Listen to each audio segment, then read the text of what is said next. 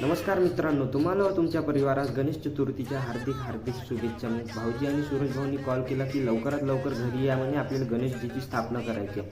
मग मी, विकी आणि विक्रम तिघे पण पोहोचलो. ऑलमोस्ट आम्ही यायच्या आधी तयारी झालेलीच होती. मग भाऊजी आणि मामाजीच्या हस्ते मस्त गणेशजीची स्थापना झाल्या, म्हणजे त्यांना स्थापन केलं त्यांच्या जागेवर आणि मस्त सर्वजण पण खुशीचा माहोल होता. मग त्याच्यानंतर आरतीला सुरुवात केली. सगळेजण उपस्थित होते. आरतीला आपला भाषा पण माहोल करत होता.